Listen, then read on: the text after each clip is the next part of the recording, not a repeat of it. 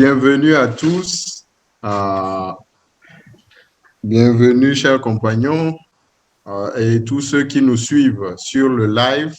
Euh, Nous allons commencer par une petite prière. Au nom du Père et du Fils et du Saint-Esprit,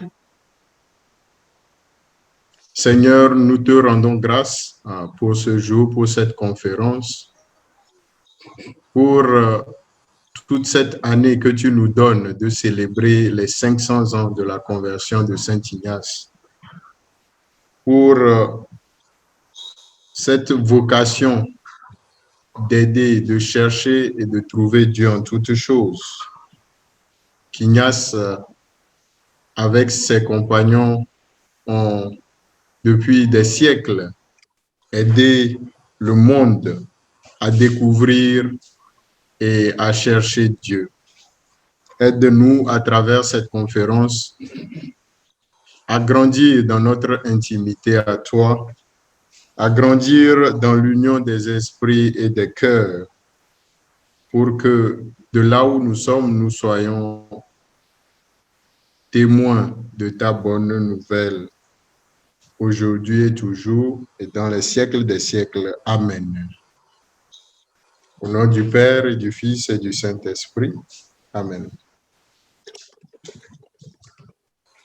Bien chers compagnons, bien chers amis, ceux qui nous suivent sur le live par Facebook, nous sommes bien dans la conférence, dans les conférences de l'année ignatienne. L'année ignatienne, comme nous l'avons dit dans la prière, nous célébrons cette année les 500 ans de la conversion de Saint Ignace. Et l'année ignatienne a été ouverte le jeudi 20 mai 2021 par notre père provincial, le père Mathieu Ndomba.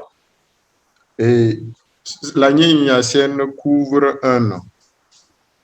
Et aujourd'hui, comme faisant partie de ce grand programme de conférences ad extra et ad intra, nous écouterons deux grands modérateurs, le père directeur de l'Institut historique, le père Jean-Luc Enyégué, et nous écouterons aussi le père Jean-Paul Savy aussi sur le thème « La question nationaliste et l'union des esprits et des cœurs ». Écho du premier siècle de la compagnie 1539-1639.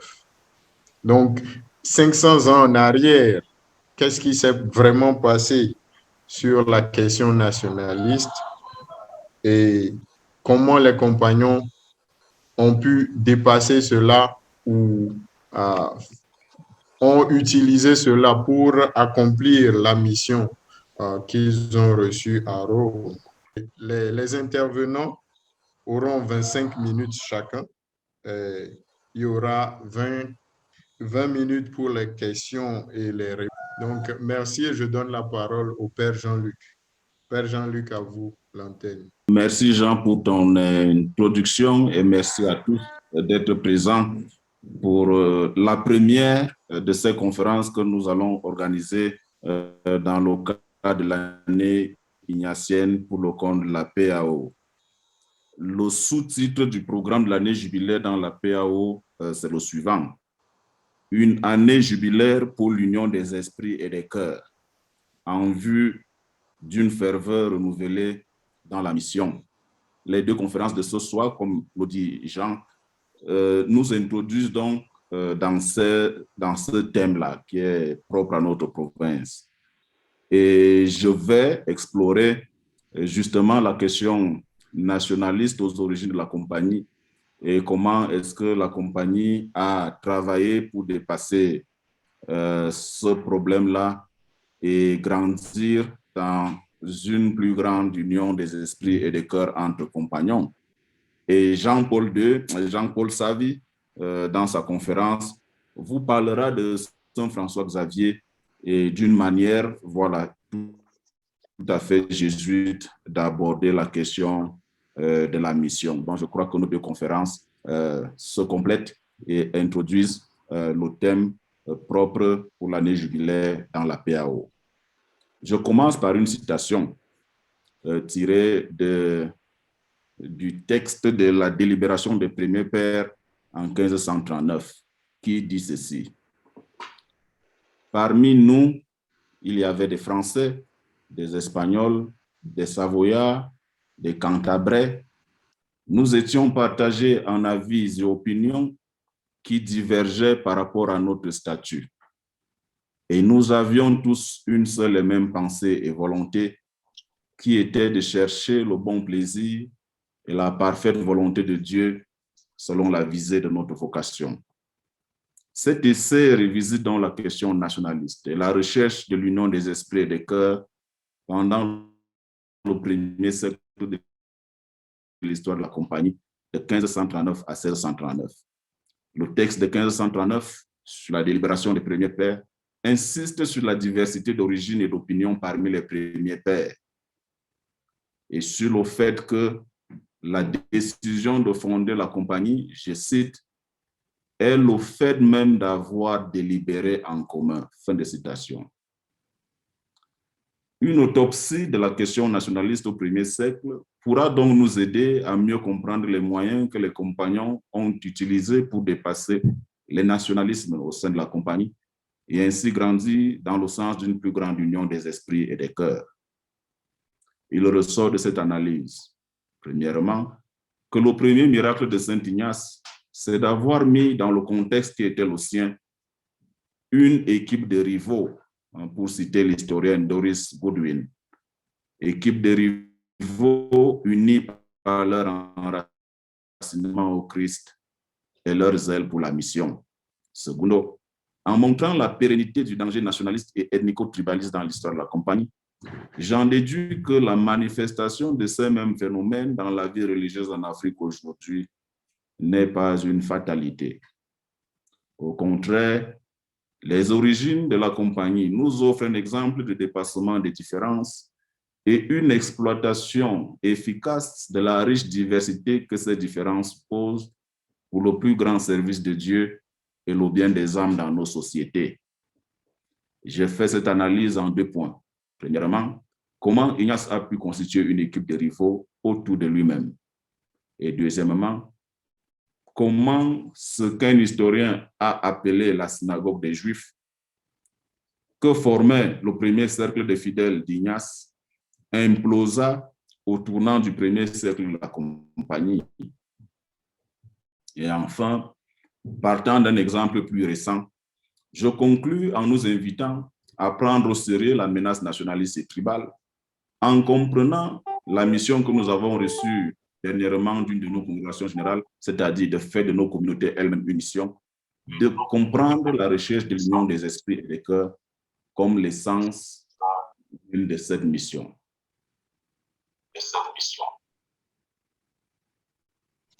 Premier point. Comment Ignace a formé une équipe de rivaux?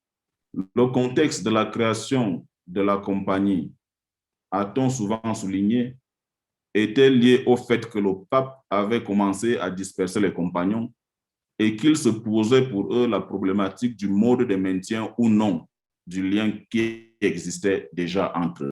Cette tension entre un corps à dispersionner et un corps profondément uni pour la mission est au cœur de l'identité jésuite. Il est aussi vrai que l'idée d'une compagnie avant tout à dispersionner a parfois pris le dessus sur les pratiques de l'ordre, au point de voir les dernières congrégations générales insister sur la mission, sur la communauté comme mission. Et pourtant, du point de vue politique et ethnique, rien ne prédisposait Ignace à traiter favorablement Xavier ou Favre, voire Lanès ou Polanco. De fait, les amis d'Ignace le découragèrent vivement de se rendre à Paris, alors même qu'une guerre faisait rage entre la France et la Castille, guerre dont Ignace lui-même avait été victime à Pampelune.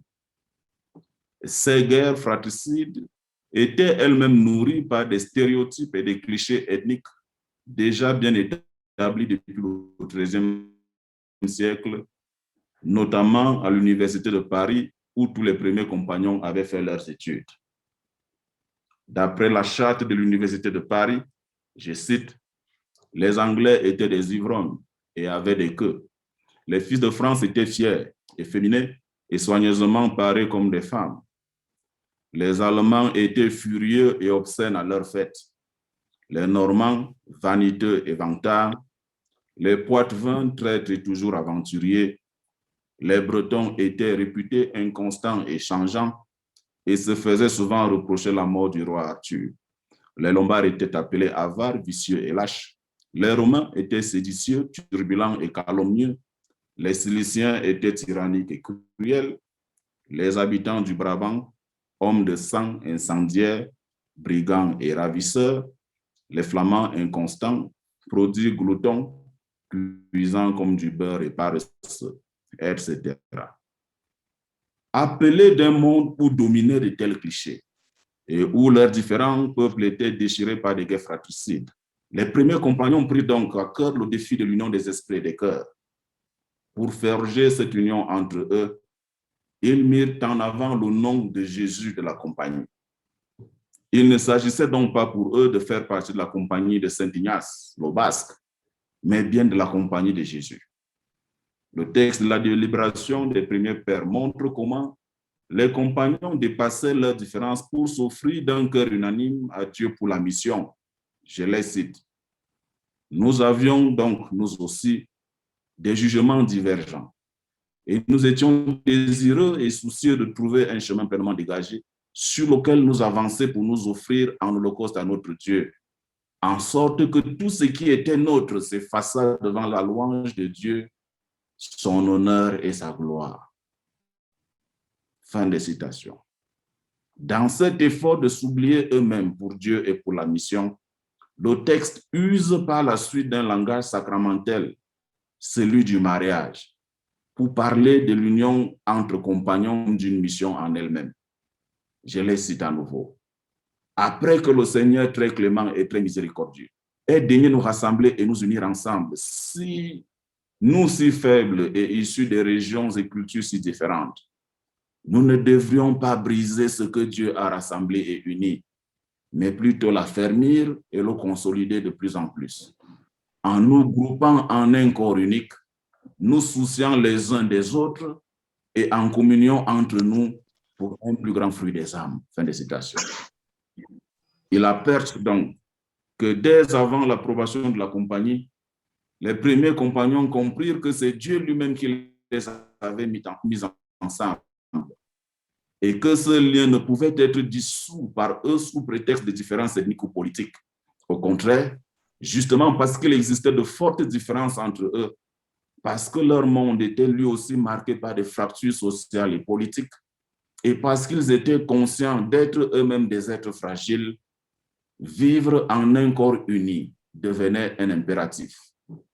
L'union constituait en elle-même un témoignage à même de faire le plus grand bien aux âmes des régions si diverses d'où ils venaient et où ils étaient envoyés. Avec la deuxième génération de Jésus, notamment Jérôme Nadal et François de Borges, nous voyons même insistance sur le fait que le principe et fondement de l'union entre les membres de la compagnie, c'est le nom même de Jésus que porte la compagnie. Ce nom, écrit Borgia en 1569, je le cite, en 1569, écrit Borgia, notre révérend père a proposé ce nom de sa propre initiative à tous ses compagnons, plaidant avec ferveur qu'avant tout, notre société devrait s'appeler Compagnie de Jésus. Ils étaient tous d'accord, quand d'autres ont suggéré plus tard qu'un nom différent pourrait être plus avantageux en raison des personnes qui s'y sont opposées. C'est donc logiquement à la suite de cette délibération et conformément à l'esprit de Saint Ignace et des premiers compagnons que le nom de Jésus devint le socle d'unité des premiers compagnons, le nom qu'il porte et le nom qui les porte vers la mission. Nous voyons l'exemple de François Xavier portant autour de son cou le nom de ses compagnons. Et c'est cela qui est repris dans la formule de l'Institut. C'est lui qui veut dans notre compagnie que nous désirons voir désigner du nom de Jésus Dieu sur le canada de la croix et servir le Seigneur seul et son vicaire sur la terre se persuadera que, etc.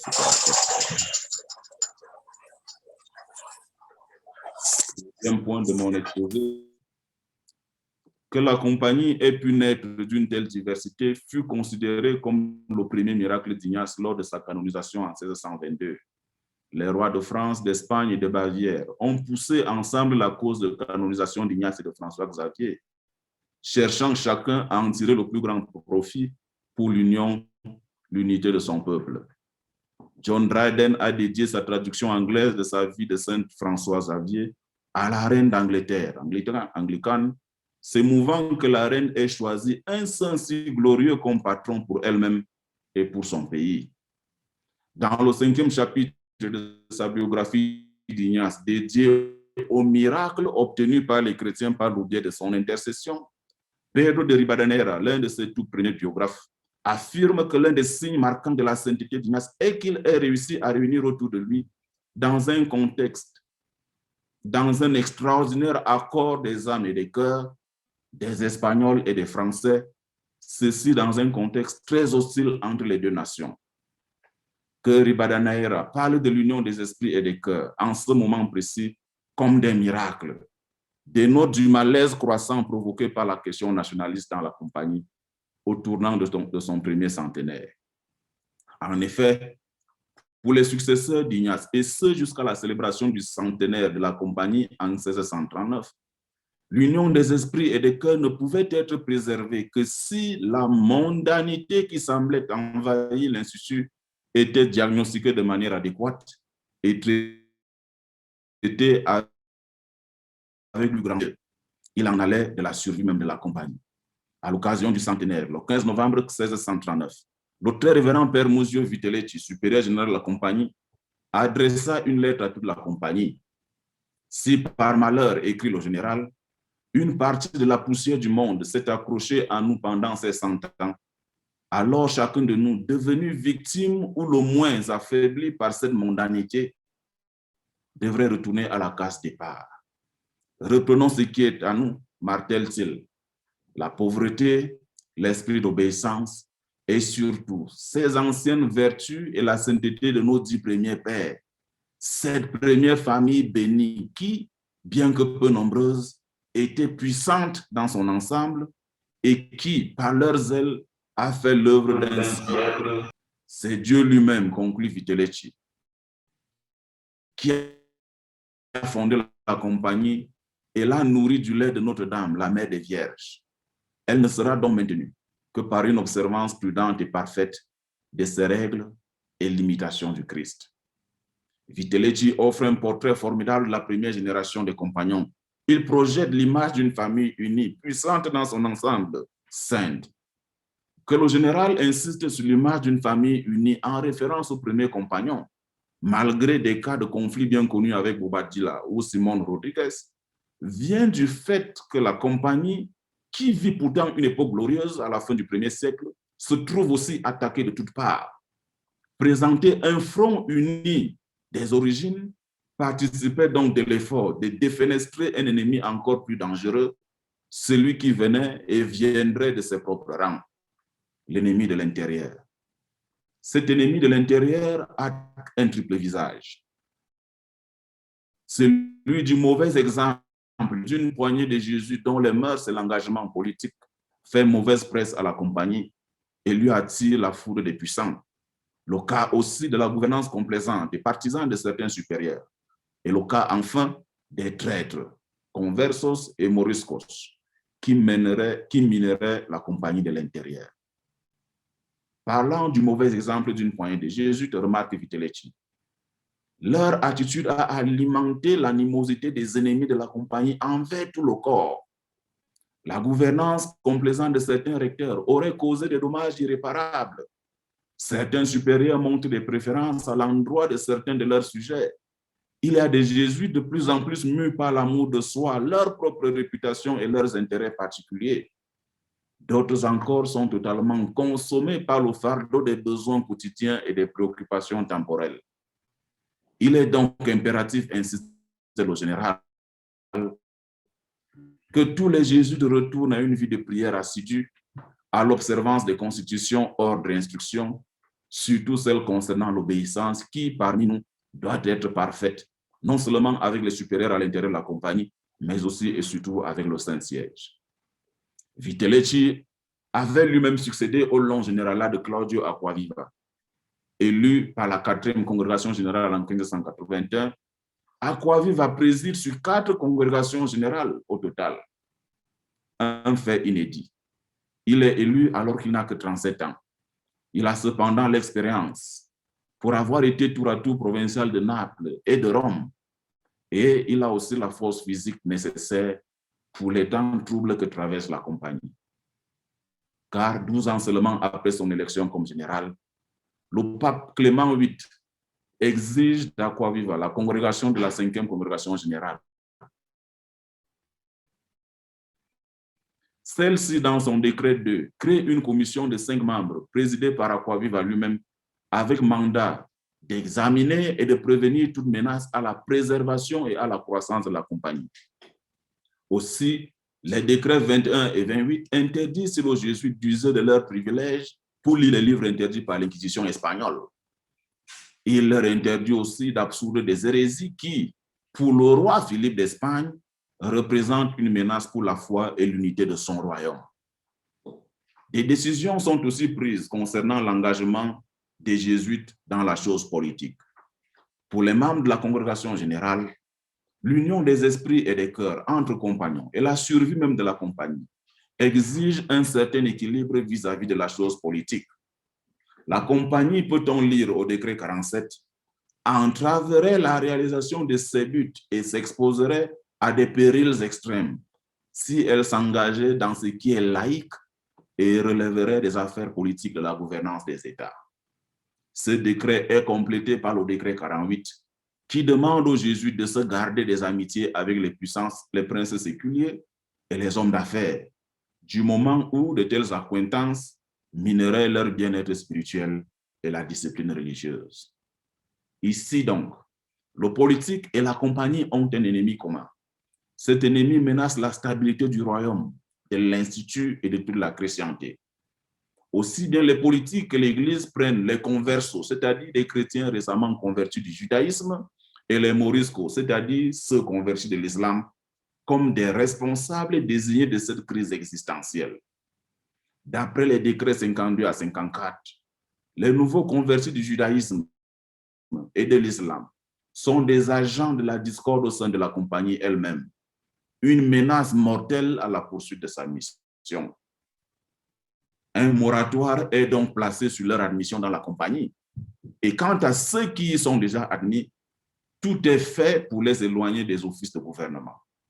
Car, lit-on au décret 52, bien que la compagnie soit destinée à devenir tout en et pour tous, il est plus adapté à la plus grande gloire de Dieu et à la poursuite plus parfaite de la fin qu'elle se propose, de posséder des ouvriers qui sont très acceptables pour les autres nations à travers le monde et qui pourraient être employés plus librement et de manière plus fiable dans l'Église de Dieu et acceptables par ces personnes dont le bien ou le mal envers nous a beaucoup d'influence pour ouvrir ou maintenir fermé notre accès au service divin et à l'aide des âmes. Fin de citation.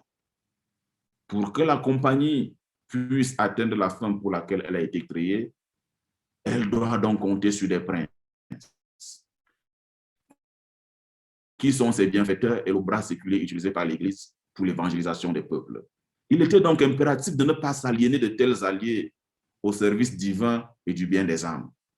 L'oral au bol et même une certaine haine contre les nouveaux convertis sont plus directs et le remède plus chirurgical au décret 54.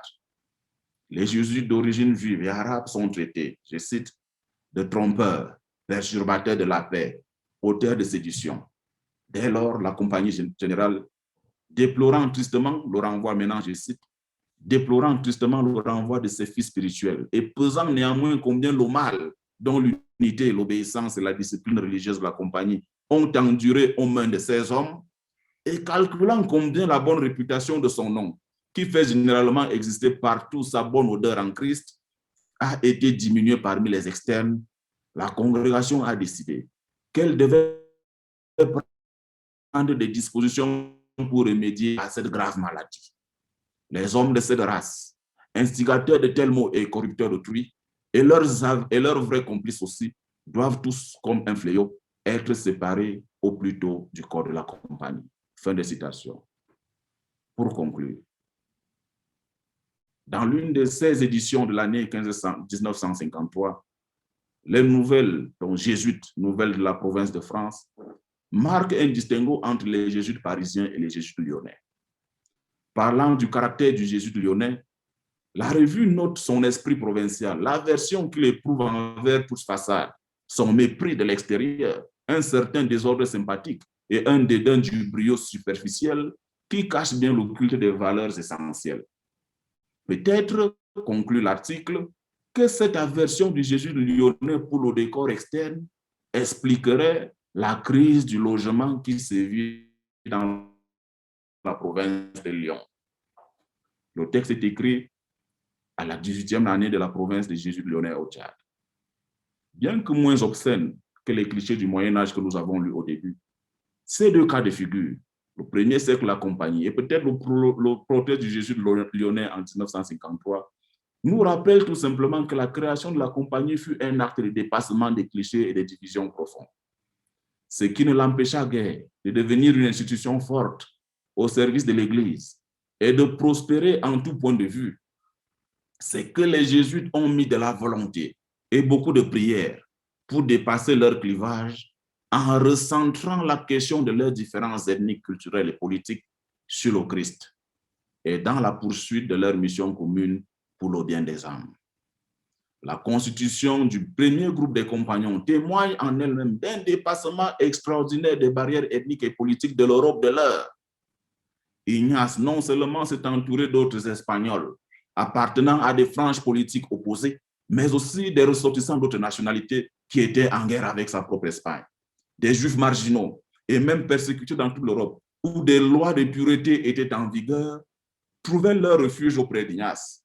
Lainez et Polanco furent parmi leurs descendants, ce qui fit dire à l'historien Robert Merix que la première compagnie était en fait une synagogue des Juifs.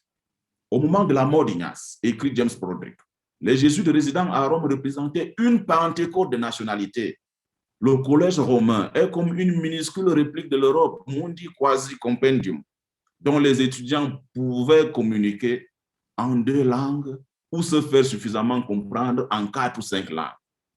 Ils pratiquaient la prédication en arabe régulièrement, avec un œil sur le monde musulman qui avait été le premier rêve missionnaire de Saint Ignace.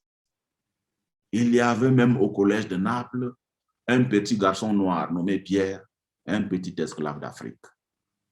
La question de l'union des esprits et des cœurs devrait préoccuper toute organisation religieuse dont les membres proviennent des pays et cultures différentes. Elle résonne donc dans la PAO, surtout parce que du Cameroun à la RCA, de la Côte d'Ivoire au Tchad, du Burkina Faso au Mali, Niger, Sénégal, Congo, Brazzaville, Gabon, Guinée, Conakry, nous faisons partout face à des systèmes politiques fébriles, portant en eux-mêmes un potentiel de division énorme pour nos peuples, parmi lesquels, parmi ces peuples-là, Dieu a choisi les jésuites et leurs collaborateurs. Cette union des esprits et des cœurs est donc essentielle à la préservation en bon état de notre institut et à la poursuite de sa mission. Les dernières statistiques de la compagnie font état d'une diminution inquiétante du nombre de jésuites dans le monde et du fait que plus de la moitié de tous ceux qui sont en formation viendraient du Grand Sud. Savoir gérer les différences devient donc une urgence pour que l'Afrique puisse effectivement jouer le rôle qui est le sien au niveau de l'Église et de la compagnie universelle. Je vous remercie. Donc, nous allons continuer directement avec le Père Jean-Paul Savy avant de faire un résumé. François Xavier, une manière jésuite d'approcher la mission. Père Jean-Paul Savy, vous avez la parole. 25 minutes. ou 20, oui, 25 minutes. Merci beaucoup. Alors, j'espère que je me fais entendre.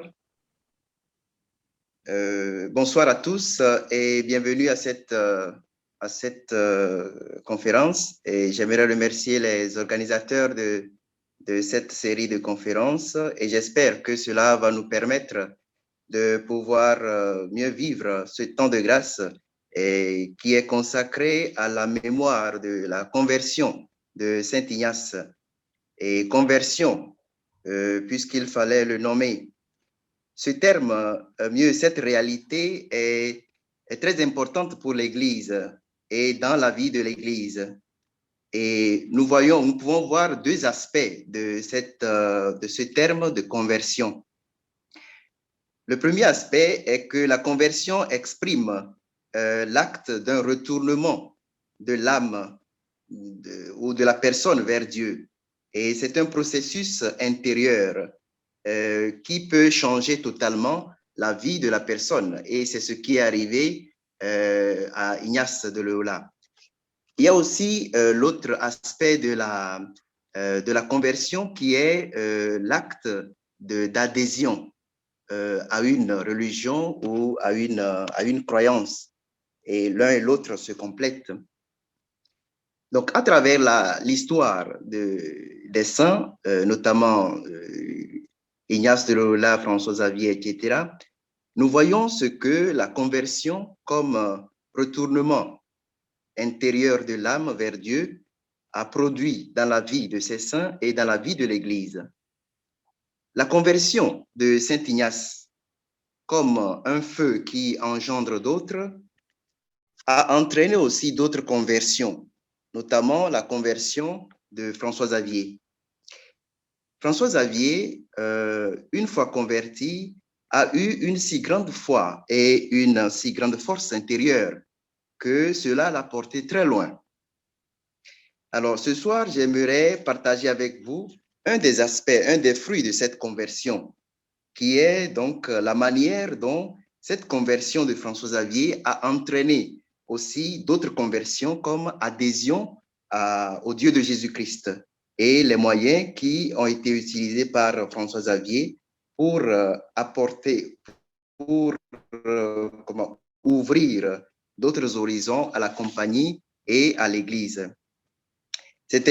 Voilà pourquoi mon thème s'intitule François Xavier, une manière jésuite d'apprendre. Il est l'un des grands missionnaires de la Compagnie de Jésus. Il a marqué la mission de l'Église. Il est devenu une figure assez importante. Né donc le 7 avril 1506, il est mort le 3 décembre 1552.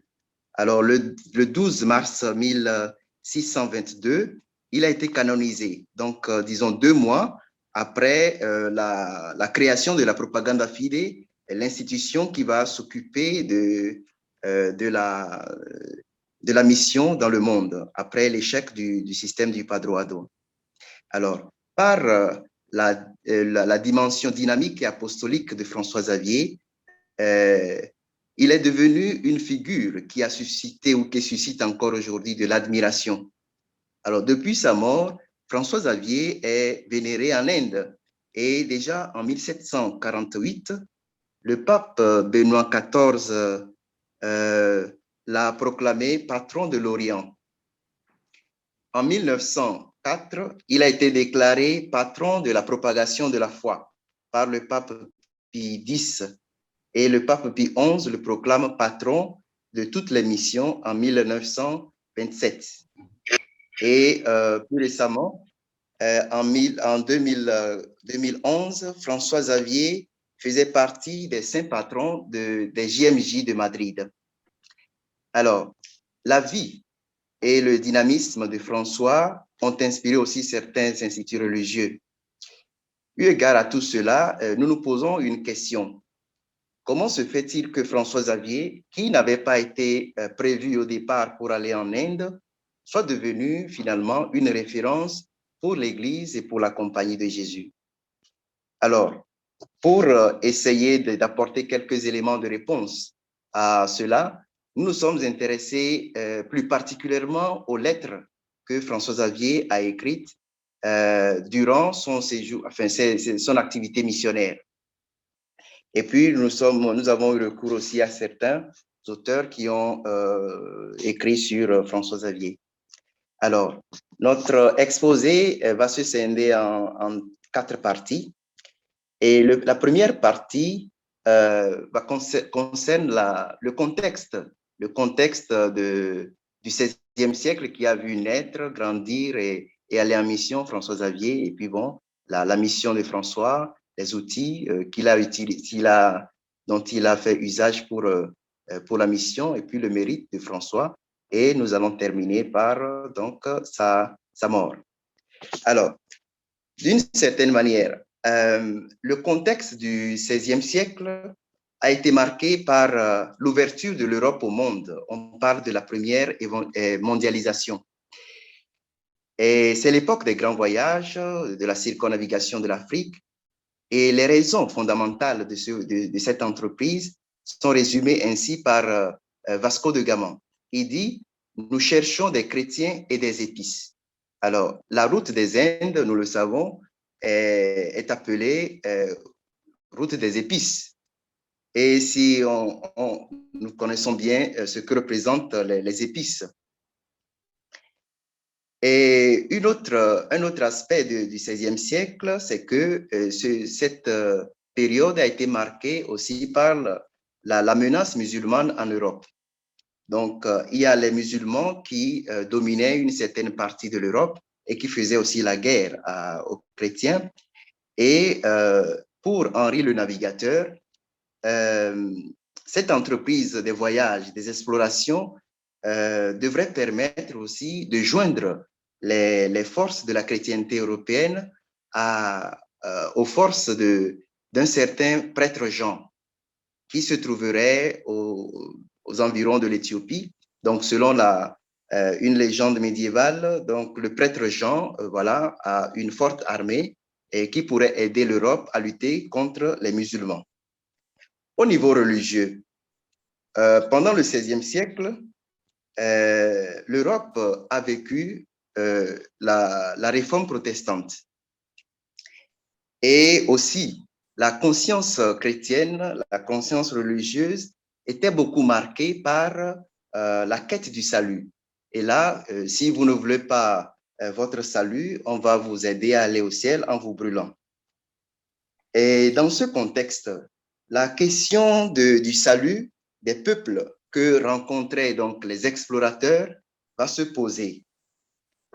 C'est ainsi que va naître le système du Padroado, qui sera un accord par lequel les papes vont confier la mission d'évangélisation aux souverains de l'Espagne et du Portugal.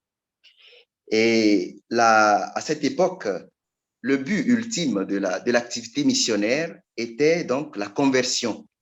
Et le baptême était l'acte par lequel cette conversion était signifiée. Ouais. Et le baptême avait aussi le but de sauver les âmes de l'enfer. Donc voilà le contexte politique, religieux, missionnaire dans lequel va inscrire la mission de François-Xavier. Alors, le deuxième point concerne la mission de François-Xavier. Alors, avant même que la compagnie de Jésus ne soit constituée comme ordre missionnaire ou ordre religieux par des textes canoniques, les compagnons étaient déjà appelés à se disperser dans le monde. Simon Rodriguez et Nicolas Bobadilla ont été choisis pour aller en Inde.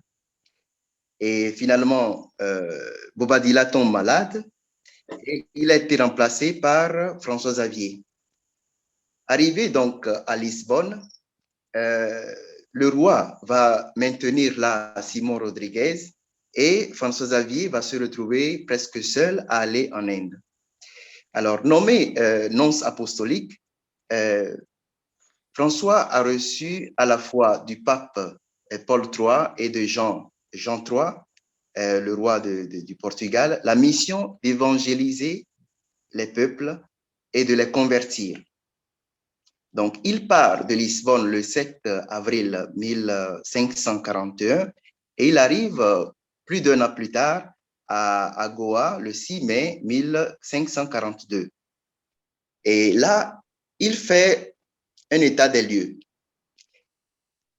Il y a 5 catégories de personnes ou bien d'âmes à évangéliser ou à convertir. Il y a les gentils, donc ceux qui ne connaissent pas encore le Dieu de Jésus-Christ. Il y a les morts, donc les musulmans. Il y a les chrétiens de Saint Thomas. Selon la légende, l'apôtre Thomas aurait évangélisé une partie de l'Inde, donc il s'agit de ceux-là. Et puis, il y a les chrétiens, les nouveaux convertis, donc les Indiens, dont il faut revivifier la foi. Et puis, il y a aussi les Portugais, qui sont les commerçants, les administrateurs, les exploiteurs et tout ça, mais dont la conduite mauvaise freinait beaucoup la conversion. Alors, devant ce grand champ missionnaire, même si les dominicains et les franciscains étaient déjà dans la région, que pouvait faire un jésuite qui est simplement muni de ses études de théologie et de l'expérience d'exercice spirituel? Alors, en effet, c'est cela même qui va permettre à François Xavier de mieux discerner, d'organiser ses activités missionnaires et d'ouvrir des horizons pour donner une nouvelle allure à la mission. Alors, quels ont été les outils que François Xavier, qui ont permis à François Xavier de bien mener sa mission? Nous avons 4 outils, disons. Le leadership de François trouve sa source même dans l'expérience d'exercice. Et donc, nous pouvons définir ces outils en 4 points. Il y a le faire du fruit. Alors, l'action missionnaire de François était toujours guidée par le grand désir de faire du fruit. Et cela se décline par des expressions telles que convertir, aider les âmes, produire ou obtenir de grands fruits, agrandir les limites de la Sainte Mère d'Église, rendre un grand service pour Dieu notre Sauveur, attirer les gens à la connaissance de leur Créateur, etc. Donc, le souci de faire du fruit était finalement la boussole de l'activité missionnaire de François. Le deuxième outil concerne la vie spirituelle. Alors, la prière et le discernement des esprits constituaient l'instrument qui permettait donc à François de juger de la pertinence de ses activités missionnaires et surtout de ses voyages. Il aurait pu rester, par exemple, à un seul endroit et travailler à fond pour la conversion des habitants. Et d'ailleurs, c'est ce que Saint Ignace va lui suggérer quand il avait envoyé un message à Saint Ignace pour lui dire qu'il était en préparation pour aller en Chine.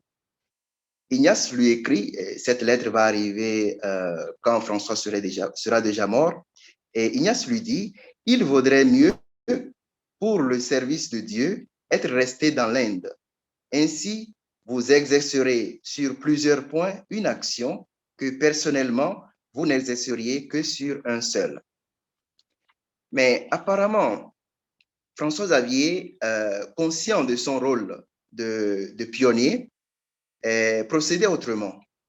Alors, par le discernement, par le jeu de consolation et de désolation, François Xavier a su sentir et écouter la volonté de Dieu, la sagesse divine, pour aller là où Dieu veut qu'il soit, ou là où Dieu veut qu'il fasse du fruit. Alors, le discernement lui permettait d'arriver à la certitude de son action missionnaire et de ses voyages. Le troisième outil, c'est l'usage de ces titres en vue de la mission. Alors, François était conscient de son pouvoir d'envoyer du pape et du roi. Et donc, il n'hésitait pas à user de ces titres quand il s'agit du bien de la mission, quand il s'agit de faire du fruit. Et donc, il n'a pas manqué de faire usage de son titre de nonce quand il cherchait en vain à aller en Chine. Le quatrième outil, nous l'avons nommé la pédagogie de l'amitié. Alors, sa relation avec Dieu, son amitié avec Dieu, se monnayait aussi dans les relations qu'il avait avec les autres. Et on décrit François comme quelqu'un ayant un caractère gai et expressif, et cela lui a permis de tisser des amitiés qui ont été bénéfiques pour la mission. Et donc, il usait de ces amitiés pour avoir donc des informations sur les lieux où il devrait se rendre, etc., parce que bon, ces gens connaissaient mieux la région. Et cette pédagogie de l'amitié lui ouvrait aussi des portes. Et il ne cessait d'inviter aussi les compagnons à faire usage de cette pédagogie de l'amitié en leur demandant de se faire aimer, car c'est par ce moyen qu'ils pourraient obtenir du fruit et exercer une autorité morale et spirituelle sur leurs ouailles. Alors, le dernier point, le quatrième point, concerne le mérite de François. Le grand mérite de François est d'avoir ouvert l'Orient à travers donc ses activités missionnaires. Il est allé au-delà des colonies portugaises, au-delà des frontières des colonies portugaises, et il a permis à l'Église et à la compagnie d'avoir un vaste champ missionnaire. Alors, ici aussi, nous voyons cela en 4 points. Il y a d'abord les voyages. François Xavier a été un grand itinérant. Et les voyages constituaient pour lui un moyen efficace pour accomplir sa mission. Et avant, comme nous l'avons dit, avant d'effectuer un voyage, il se faisait le devoir de prendre des informations nécessaires au sujet des localités où il devrait se rendre. Et donc, il tenait à explorer donc, les régions lui-même avant d'y envoyer des compagnons ou d'autres missionnaires. Alors, les voyages ont permis d'étendre le territoire missionnaire. François a fait 10 ans et 7 mois en Orient. Et pendant ce temps, il a parcouru beaucoup de localités, donc, et ouvrant ainsi d'autres horizons pour l'annonce de l'Évangile. Un autre mérite est les lettres que François a écrites. Donc, dès les débuts de la compagnie de Jésus et jusqu'aujourd'hui, si je ne me trompe, la correspondance reste un outil ou un instrument important pour le gouvernement. Et c'est aussi un canal par lequel s'exprime l'union des cœurs et l'amitié dans le Seigneur. Entre 1535 et 1552, François a écrit plusieurs lettres, dont 137 nous sont parvenus. Alors, ces lettres renseignent sur la mission de François, ses joies, ses peines. Et ces lettres ont aussi pour but d'édifier, de donner courage et espérance aux futurs missionnaires. Et ces lettres sont aussi une source importante d'informations sur la mission en Orient, sur l'Orient même en général. Et François, à travers ces lettres, ce qui est intéressant ici, essayait de donner le profil de missionnaire qu'il faut pour l'Orient, pour l'Inde, pour la Chine, pour le Japon. François a aussi le mérite d'avoir aidé à répandre le christianisme en Orient. Alors, convertir, ramener à la vraie foi, étendre le règne de Dieu, tel était le but principal de la mission de François. Il était vraiment brûlé du désir de défendre l'Église et de répandre le christianisme. Et il avait une grande vision. qui se monnaie à travers ces termes, enfin, ces actions, la formation des catéchistes, le développement des collèges, donc la construction des églises, la formation des séminaristes pour la fondation, pardon, des séminaires pour la formation du clergé local, etc. François avait aussi une politique d'adaptation. Dans l'exercice de son travail apostolique, François Xavier faisait face à plusieurs religions, plusieurs cultures et plusieurs langues. Et très tôt, il s'est rendu compte du besoin d'apprendre aux personnes à prier dans leur propre langue. Il faisait donc traduire des prières et ses enseignements dans les langues locales. Et à travers son expérience pastorale et missionnaire, il a progressivement, surtout avec son voyage au Japon, il a progressivement pris conscience de l'importance et du respect qu'on doit aux cultures des peuples et la participation de ces peuples à l'annonce de l'Évangile. Cette politique de l'adaptation sera d'ailleurs inscrite plus tard dans l'instruction de 1652 que la Propaganda Fide va adresser aux vicaires apostoliques de l'Asie orientale.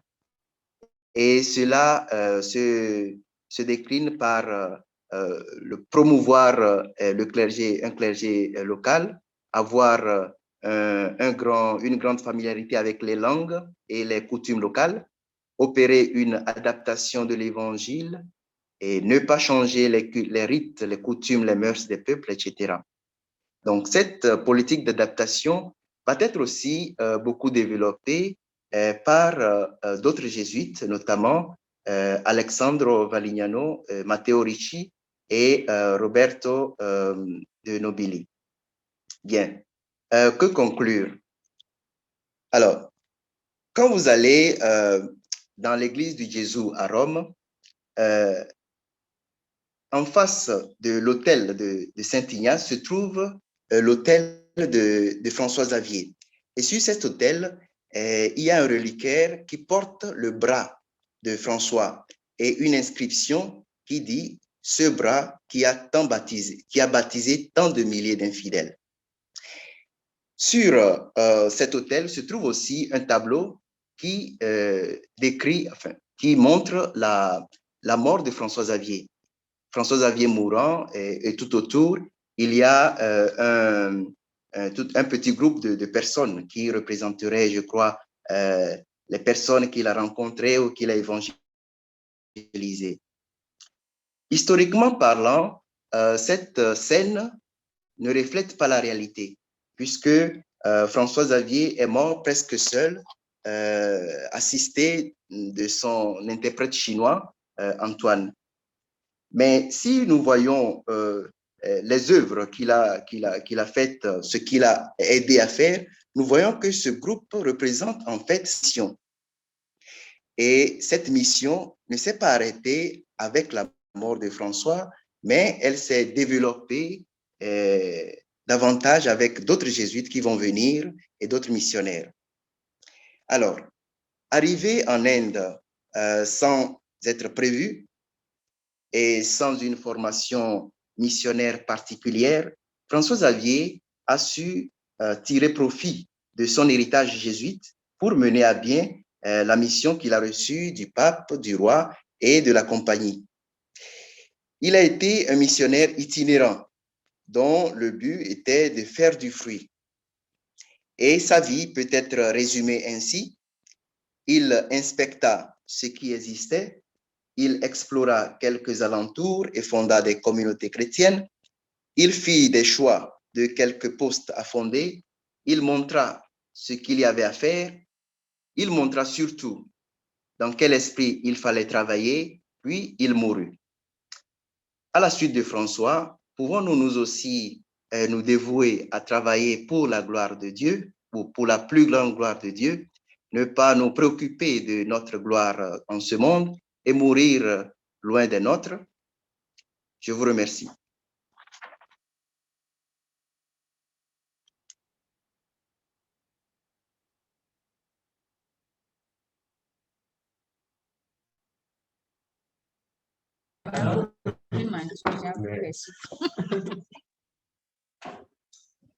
Allô, merci. Merci, Père Jean-Paul, pour ce brillant exposé. Personnellement, j'aime beaucoup Saint François Xavier et il m'a inspiré surtout dans ma propre vocation. Et c'est en fait l'un de mes saints patrons modèles. C'est même lui qui a inspiré ma vocation jésuite. Et j'essaie de le ressembler plus en plus, de plus en plus. Son dynamisme, je retiens parce que j'ai lu sur sa vie, la vie de Saint François Xavier, en bande dessinée où il criait aux jeunes étudiants d'Europe, il y a du travail ici en Orient, là, qu'est-ce que vous faites? Sortez de vos universités et tout cela. Ce dynamisme m'a vraiment convaincu. Et merci pour ton exposé qui fait le lien aussi avec ce que le Père Jean-Luc a présenté sur l'union des esprits et des cœurs, surtout importante pour notre province, dans des systèmes politiques assez différents. Et surtout de prier pour aider à lutter contre le tribalisme que l'on retrouve dans l'un ou l'autre pays. Et en voyant la vie de Saint François Xavier, qui conquis par l'amitié, parler de l'amitié, cette conquête des cœurs par l'amitié, ça peut être aussi une solution au tribalisme aujourd'hui, l'amitié qui nous permet de mieux comprendre l'autre qui n'est pas de la même tribu que nous, mais qui a des caractéristiques différentes, des cultures différentes. Maintenant, les questions, nous sommes ouverts à vos questions. Là, ici, nous pouvons, comment dire, il y a des questions qui sont là chez moi. Je pourrais commencer par ça. Une question pour le Père Jean-Paul. D'abord, qu'est-ce qui explique qu'il y a beaucoup de congrégations qui s'inspirent de François Xavier et non de Ignace de Loyola? La question vient du Père Onana. Voilà.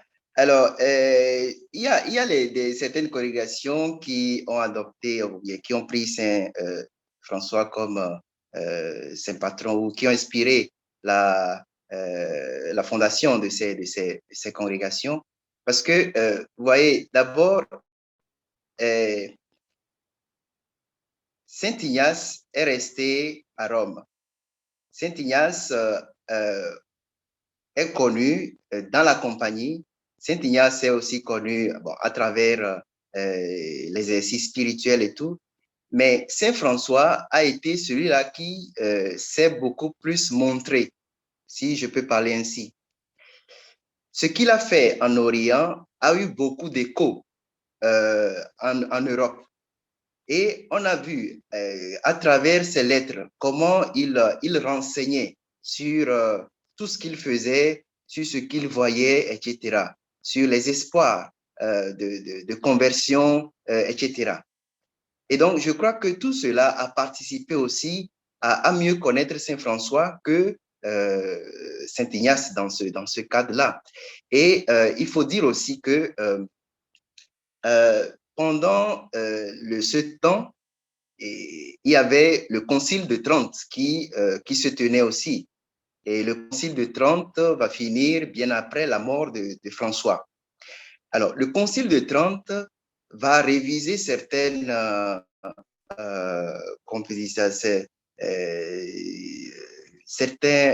certaines normes pour la dévotion, notamment le culte des saints.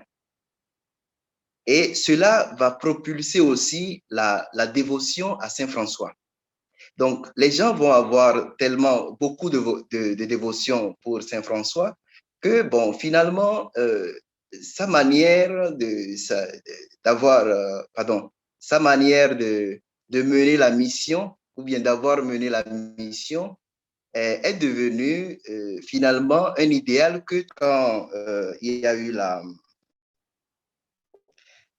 cet organisme de la propagation de la foi qui va devenir les œuvres pontificales missionnaires, François Xavier était disons, le saint patron de cette organisation. Donc, il y a beaucoup de soit deviennent plus en vue, soit plus en vue que Saint Ignace dans ce cadre-là. Mais cela ne veut pas dire que Saint Ignace n'est pas important. Voilà ce que je peux dire sur la question. Merci. Une autre question pour le Père Jean-Luc. Vous avez mentionné la prière comme un moyen pour lutter contre le tribalisme au début de la compagnie et préserver l'union des cœurs. Est-ce à dire qu'en Afrique, on ne prie pas peu ou assez, d'où le tribalisme rampant?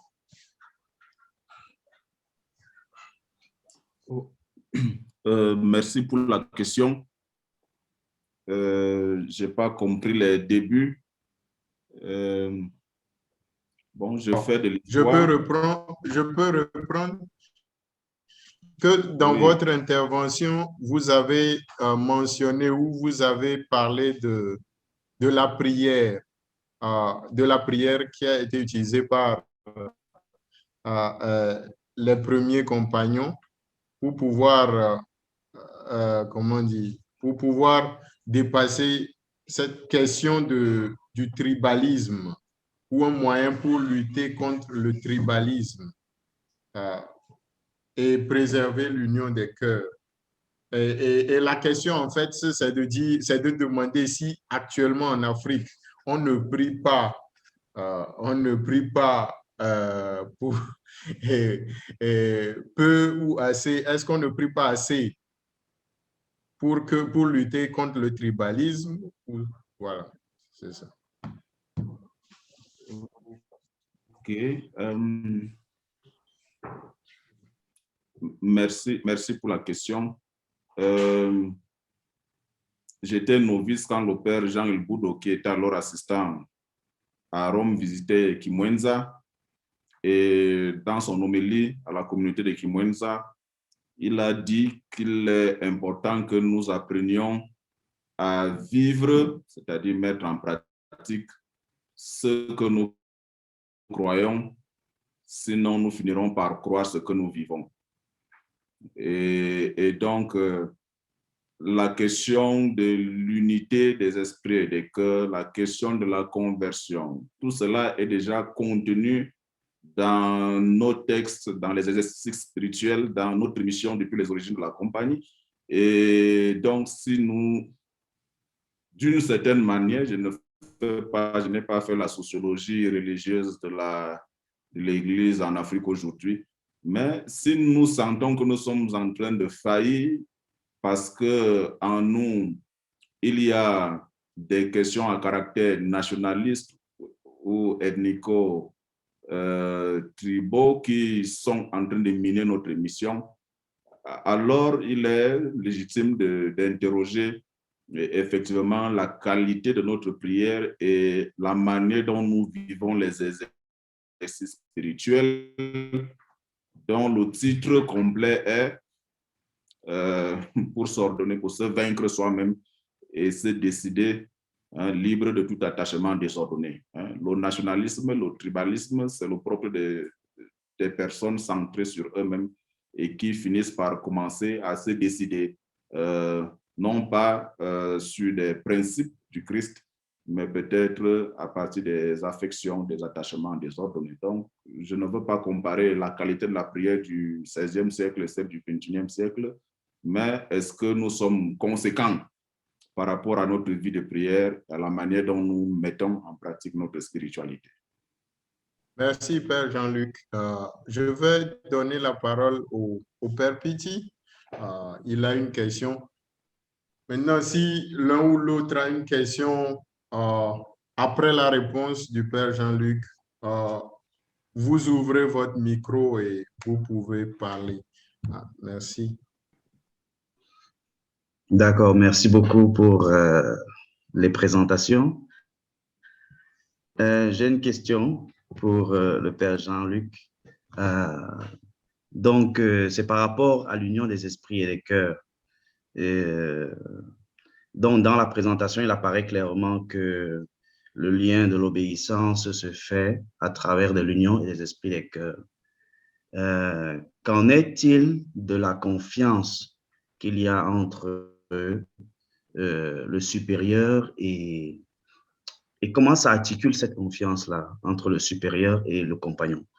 Donc, entre confiance, obéissance et union des esprits et des cœurs.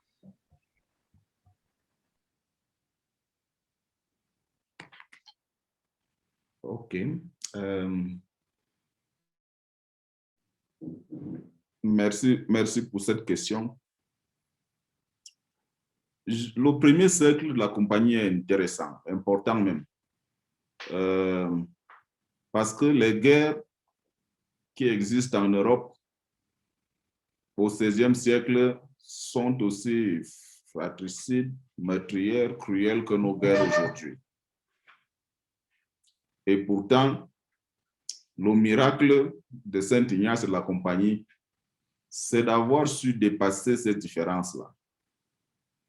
Et ce dépassement, comme je l'ai montré, a ses fondations dans le fait que ils ne se sont pas fait appeler Ignatiens. Ce n'est pas la compagnie du basque. Ce n'est pas la compagnie de l'espagnol. Ce n'est pas la compagnie du français. C'est d'abord la compagnie de Jésus. Et ils sont convaincus que cette compagnie de Jésus-là, comme nous le trouvons dans le numéro 812 des Constitutions, a été fondée par des moyens divins et ne peut être maintenue que par des moyens divins. Donc, à l'intérieur d'eux-mêmes, le corps, le centre, le pilier de leur spiritualité, c'est cette foi en Jésus qui nous appelle tous à le servir sous l'étendard de la croix. Mais il y a une autre motivation ad extra qui est missionnaire et qu'on retrouve dans la conférence de Jean-Paul. C'est que la mission est tellement grande et importante pour s'arrêter dans des petits détails à caractère tribaliste ou ethnique qui peuvent nous retarder pour la mission. Et donc, où se trouve la confiance dans tout cela? Saint Paul et moi, nous avons insisté une fois et une fois de plus sur le concept d'amitié et qui revient aussi dans nos textes, que nous devons travailler à être frères et amis dans le Seigneur. Est-ce que c'est un acquis? Ma conférence montre que non, ce n'est pas un acquis.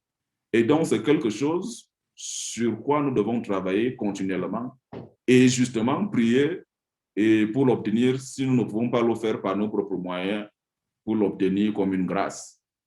Et donc, ce message-là s'adresse aussi bien aux supérieurs de la compagnie qu'aux membres qui ne sont pas supérieurs dans la compagnie, parce que la mission nous est tous commune et nous sommes tous appelés par le même Dieu et Seigneur. Il faut prier pour qu'elle s'établisse, y travailler et ne pas désespérer. Disait mon père maître, ne jamais désespérer de la réconciliation et de la possibilité de rétablir des liens de confiance. Non pas parce que je veux nécessairement me sentir très bien avec mon supérieur, mais parce que c'est cela que le Seigneur nous demande quand il nous appelle. Et c'est aussi important pour la mission qui nous attend. Merci.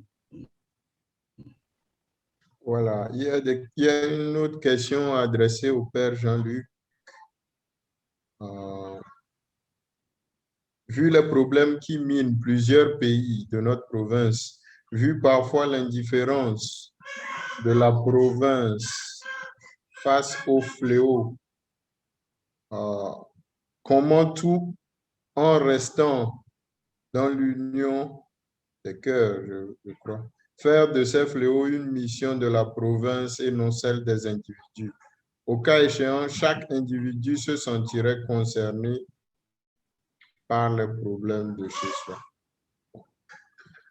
Je crois que la question c'est, il y a plein de problèmes dans chaque pays de la province et comment faire l'union des cœurs tout en restant dans le sens de la mission de la province et non des individus.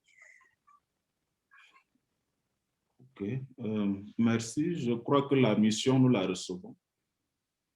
Et la compagnie, comme corps, reçoit cette mission du pape. Et elle descend du pape jusqu'à nos supérieurs et de nos supérieurs à nous-mêmes. Et donc, si l'essence de notre obéissance au pape, c'est justement le fait de l'universalité, c'est-à-dire qu'il a une vision plus claire et précise sur les besoins les plus universels de l'Église. Et si notre mission concrète sur le terrain de la PAO ou de descendre de cette mission-là, alors il y a raison de croire que cette mission-là visera aussi et toujours avant tout le bien le plus universel. Si la mission est reçue de la compagnie en fonction des normes de la compagnie, alors voilà, je crois que c'est peut-être une des manières d'éviter le piège du ressentiment sur soi ou sur nos propres intérêts personnels ou collectifs comme groupe ou comme nation.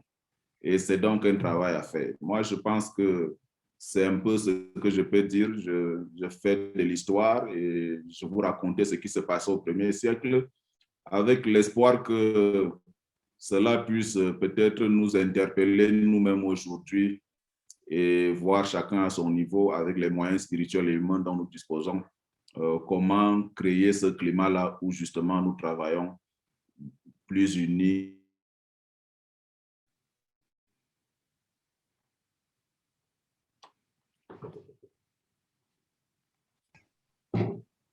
Voilà, il y a une autre question.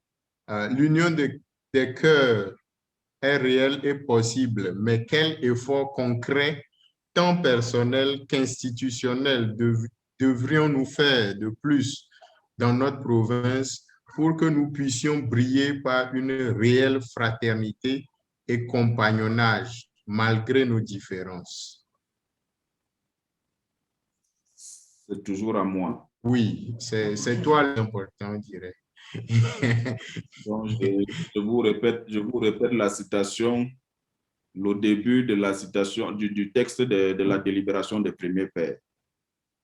Parmi nous, il y avait des Français, des Espagnols, des Savoyards, des Cantabrais. Nous étions partagés en avis et opinions qui divergeaient par rapport à notre statut. Et c'est là la réponse à ta question. Et nous avions tous une seule et même pensée et volonté qui était de rechercher le bon plaisir et la parfaite volonté de Dieu selon la visée de notre vocation. Et dans ce texte plus loin, il parle du soin que les compagnons avaient les uns pour les autres. Et donc, la méthodologie que le Père Jean-Paul a adoptée, c'est aussi vraiment quelque chose qui peut nous aider comme solution concrète. Reprenons les lettres de Saint François Xavier qui t'ont inspiré pour rejoindre la compagnie, Père Ameublé. Reprenons les lettres de Saint François Xavier qui sont d'une source spirituelle énorme. Reprenons les lettres de Saint Jean. Entrons dans nos sources. Méditons même nos constitutions comme on faisait au noviciat. Vous voyez, l'une des images marquantes dans la vie de Saint François Xavier, c'est qu'il porte sur lui-même, accroché à son cou, les noms des compagnons. Vous voyez, les noms des compagnons. C'est fort ça. Quand il est en désolation, où est-ce qu'il trouve sa force et son énergie? Il touche, il caresse ces noms-là. Et cela redonne sens à sa vie. Cela lui donne l'énergie dont il a besoin pour continuer. Est-ce que nous avons une telle affection les uns pour les autres? Il y a même, on parle d'amitié. Est-ce que nous avons des amis dans la compagnie? Des amis vraiment dans la compagnie, des gens qui, voilà, sur qui on peut compter. Quels sont les noms que je porte en moi? La province vous donne un catalogue chaque année. C'est peut-être ça. Est-ce que je prends le temps de parcourir ce catalogue-là? De me reveler là-dedans, de lire les nouvelles de la PAO avec un esprit de prière comme une mission partagée. Comment est-ce que, vous voyez, le Covid nous permet maintenant de communiquer? Nous avons une conférence sur Zoom avec des gens connectés de partout. Est-ce qu'il y a moyen de multiplier ce genre de contact à des niveaux individuels? Donc, l'année ignatienne, vraiment, ça nous invite à cette conversion-là. Nous appartenons à une compagnie qui est un corps apostolique. Mais pour que ce corps apostolique soit efficace, nous devons travailler ensemble. Et donc, travailler à construire cet esprit-là où nous nous sentons tous frères et amis, prenons soin les uns pour les autres. Donc, voilà ce que moi je peux dire. Merci, Père Jean-Luc, pour cette invitation, exhortation profonde vers l'amitié véritable. Je voudrais, bon, il y a mon ami, comme tu as parlé d'amitié, il y a mon ami là, Aimé Dimasra, qui est à côté, qui veut parler. Je lui donne la parole, Aimé. D'accord. Bonsoir à tous et merci aux panélistes et surtout les organisateurs. J'ai deux petites questions au Père Jean-Paul. S'il me reçoit. C'est bon? Oui. Oui. Allô? OK, d'accord. La première question, c'est à propos du vécu du vœu de l'obéissance. En lisant un peu la vie de Saint François Xavier, on se rend compte que c'est un compagnon, en tout cas, très obéissant et qui ne badinait pas, entre guillemets, avec les compagnons, disons, désobéissants, c'est-à-dire il faisait partie de la compagnie, si on lit bien les écrits de Saint François Xavier. Et on regardait un peu notre contexte et dans notre province, on a l'impression, c'est l'impression que certaines provinciaux qui se plaignent de la désobéissance d'un certain nombre de compagnons.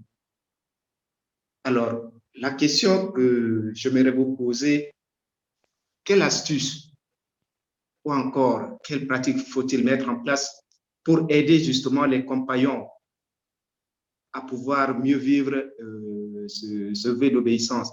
Surtout que le Père Saint-Hyacinthe nous demande de surpasser les autres ordres religieux en matière d'obéissance.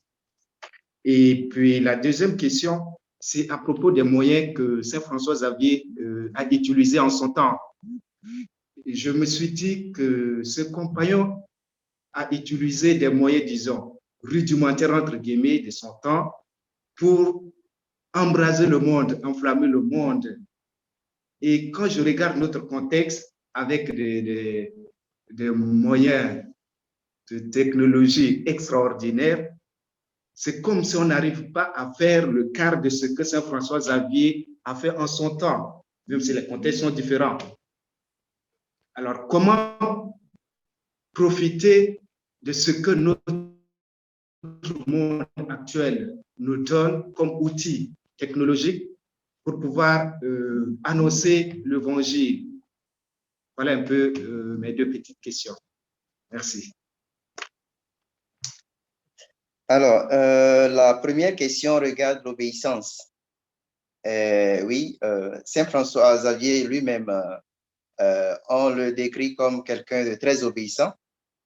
Quand il lui a été demandé, donc quand Bobadilla était malade et ne pouvait pas aller en Inde, et Saint Ignace lui a dit, bon, voilà un travail pour toi. Il a dit, me voici. Donc, sans hésiter, sans broncher, et il s'est mis, voilà, à ce service-là. Donc, Saint François Xavier est d'abord quelqu'un d'obéissant, enfin, qui Et comme vous l'avez signalé, lui-même, il ne badinait pas beaucoup avec le vœu d'obéissance. Il y a un certain Francisco, donc, un de ceux avec qui il est parti en Inde, qui ne voulait pas, bon, voilà, il a été obligé de l'écarter de la compagnie. Voilà. Et voilà. Alors, comment est-ce que nous pouvons faire dans notre contexte aujourd'hui pour vivre ce vœu d'obéissance, si j'ai bien compris la question? Je pourrais dire que on peut procéder d'abord comme François Xavier lui-même, c'est-à-dire il y a un aspect d'abord personnel de la question. Parmi les outils que j'ai énumérés pour François, il y a d'abord le fait de faire du fruit. C'est-à-dire que quelle est ma mission? Quelle est ma mission et en quoi je réponds à cette mission-là? Parce que quand je me mets dans cette optique de la mission, je crois que tout ce que je dois viser, tout ce qui apporte des éléments pour le bien de cette mission-là, pour faire du fruit. Et aussi, la prière, donc la vie de prière, aide beaucoup à pouvoir joindre ce que nous pouvons vivre comme, puisque en nous, qui sont en combat. Et je crois que nous faisons, enfin, peut-être, nous ne faisons pas beaucoup attention à ces esprits qui se meuvent en nous. Ce qui est intéressant en lisant les lettres de Saint François, c'est que quand il expose, ou bien voilà, quand il écrit ses lettres, il explique comment il arrive à une décision, comment en lui-même il sentait des consolations et des désolations. Ce qui est clair, nous tous, nous sentons ces émotions intérieures.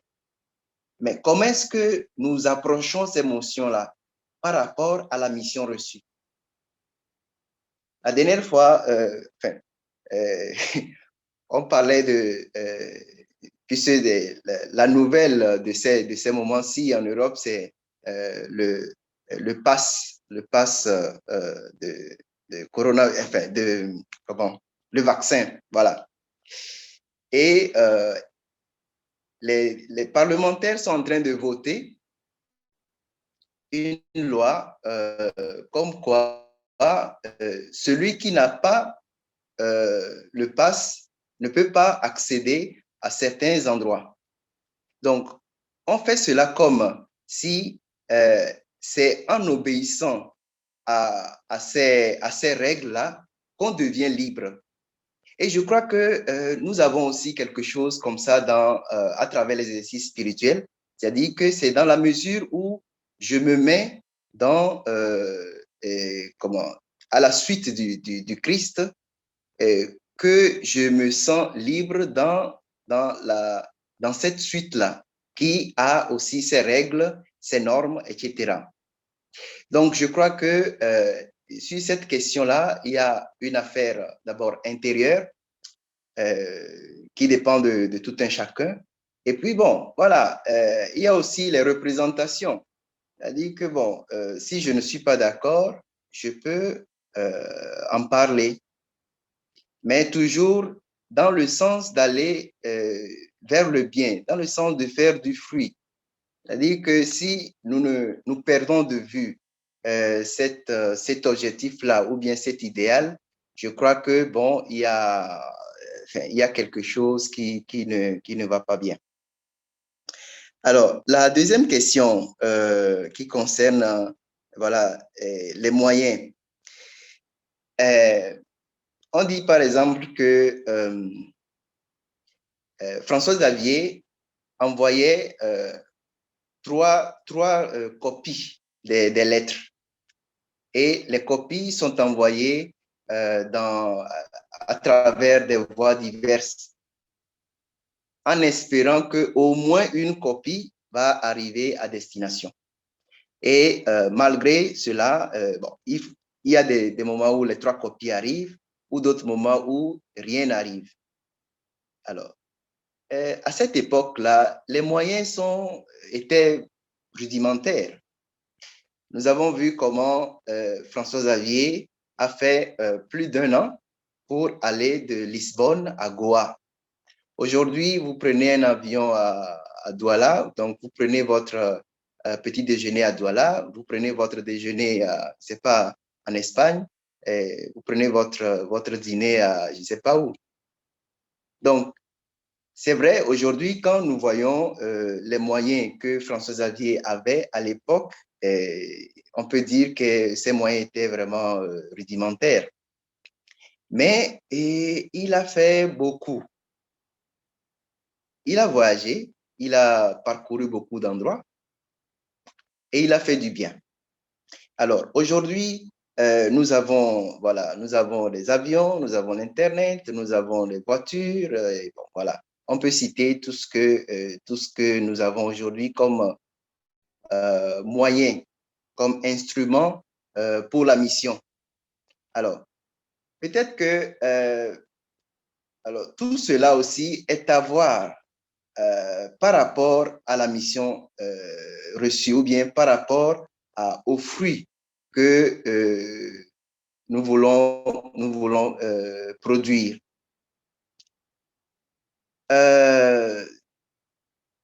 Il y a des initiatives que je trouve, par exemple, des gens des compagnons qui font des vidéos ou bien des partages d'évangiles, par exemple, à travers l'Internet.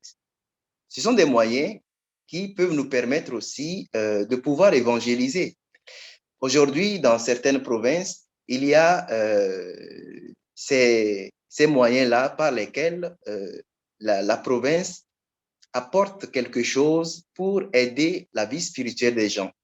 Il y a, je crois, la province de l'Angleterre, par exemple, Pray as you go, je crois, oui, si je ne me trompe pas. Voilà, ce sont des choses très simples en quelques minutes où vous avez un fruit spirituel pour votre vie ou bien pour la journée. Je crois que nous pouvons aussi réfléchir ou bien voir qu'est-ce que nous voulons pour notre province, qu'est-ce que nous voulons apporter dans chaque mission que nous avons dans la province, dans chaque pays, quel est le fruit que nous voulons faire, quel est le fruit que nous voulons voir émerger. Et à partir de là, quels sont visés pour cela. François Xavier, lui, la mission, c'était de convertir. Ce qu'il a utilisé, donc il a utilisé beaucoup sa pédagogie de l'amitié, il a utilisé les voyages, il a utilisé donc sa vie spirituelle, etc. Même voilà, il a utilisé son titre de nonce apostolique. Alors, par rapport à tout ce que nous avons aujourd'hui, comment est-ce que nous pouvons nous mouvoir dans cela pour apporter quelque chose là où nous sommes? Moi, je suis convaincu que l'exercice spirituel reste une grande source de profit spirituel que nous pouvons apporter à nos peuples. C'est vrai qu'il n'y a pas des centres spirituels partout dans la province, mais chaque communauté, ou bien là où nous nous trouvons, nous pouvons aussi aider ceux et celles qui sont là en partageant notre manière de prier, notre manière de réfléchir, notre manière de voir comment les choses, l'émotion sont en nous. Je crois que les gens ont besoin de cela. Et nous avons des outils pour cela. Il suffit de nous asseoir, de voir, comme François a fait, arriver en Inde, il a essayé de prendre la situation, enfin, il a vu le contexte et il a vu qu'est-ce que j'ai à faire, à qui j'ai affaire. Peut-être que, bon, on peut aussi, sûrement qu'il y a déjà des choses qui se font. Et bon, on peut continuer dans ce sens-là pour essayer, à partir des moyens que la technologie nous donne aujourd'hui, à travers les moyens que, bon, voilà, l'éducation nous donne aujourd'hui, d'apporter quelque chose à nos nations, à nos peuples aussi. Voilà ce que je peux dire. Merci beaucoup, Père Jean-Paul. Nous sommes vraiment presque à la fin. Nous sommes à la fin, en fait, de cette grande conférence. Il y a d'autres questions qui sont là, mais c'est très bien que vous ayez souligné que nous devons nous mettre à jour sur les questions, les outils de communication. Donc, il y a WhatsApp, il y a vos emails. Tout le monde connaît vos emails qui sont dans les catalogues. Ils peuvent directement, ceux qui ont encore envoyé des questions, vous pouvez directement les écrire. Ils ont des WhatsApp et vous pouvez communiquer directement avec eux. Et ça construit aussi l'amitié dont on a parlé. Donc, je retiens de cette grande conférence l'amitié, construire l'amitié, mais utiliser aussi les outils de communication pour construire l'amitié, mais prier aussi pour les compagnons qui n'arrivent pas à être amis les uns envers les autres et nous aider beaucoup plus, mieux nous connaître pour pouvoir unir nos cœurs pour la même mission que le Seigneur nous a donnée. Merci encore au Père Jean-Luc, au Père Savi. Je vais demander au peuple. Père Jean-Luc, vous avez quelque chose? Juste pour rappeler que d'abord remercier toute l'équipe de communication qui a rendu ceci possible. Remercier mon ami Jean-Paul pour sa brillante conférence. C'est pas facile de préparer une conférence pendant que tu as l'esprit dans une thèse qui n'a rien à voir avec Saint François. Donc, vraiment, nos prières t'accompagnent, Jean-Paul. Félicitations. Mais aussi pour rappeler que rencontre de partage et de consolidation de notre esprit comme province, et dont la prochaine, c'est le 31 octobre. Le 30 octobre, hein. Le titre, c'est « Spiritualité ignatienne face aux défis de l'Église et des sociétés africaines ». Spiritualité ignatienne face aux défis des églises et sociétés africaines, par le Père Zoundi et Paul Béré. Voilà, je voulais ajouter ça avant de... Jean, tu disais quelque chose, voilà. Merci, Père Jean-Luc. Vous pouvez suivre la conférence sur la page Facebook de Jésuites AOC sur Facebook, et aussi d'ici demain, elle sortira aussi sur la page YouTube.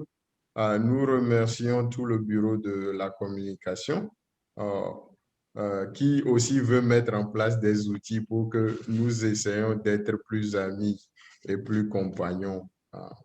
Je vais demander au Père Mathieu Ndomba, notre provincial, de nous donner la bénédiction finale.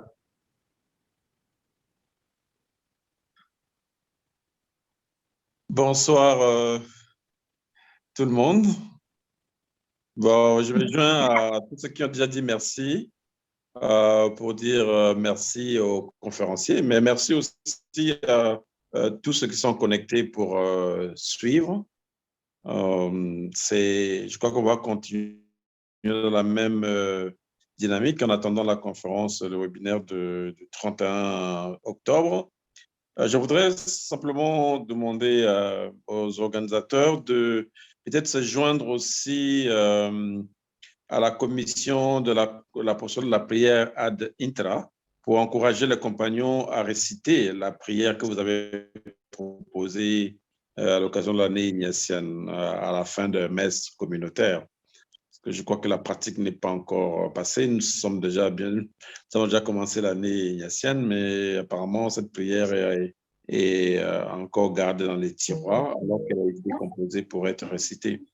Si, en coordination avec les membres de la commission de la prière ad intra, on peut encourager les compagnons à réciter cette prière à la fin de nos messes communautaires. Ce serait une bonne.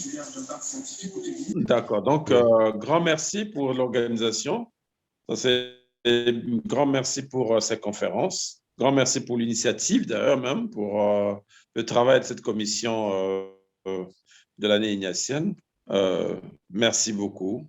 Donc, on va peut-être ensemble, c'est un peu difficile de chanter un petit peu, mais on va peut-être réciter ensemble Notre Père et continuer à demander à Dieu sa volonté, lui qui a bien voulu que la compagnie naisse et qui fait grandir cette compagnie, qu'il continue de nous donner, d'être docile à sa volonté, pour que nous puissions continuer à travailler pour ce don qu'il a fait au monde, à l'Église, le don de la compagnie, le don du charisme ignatien.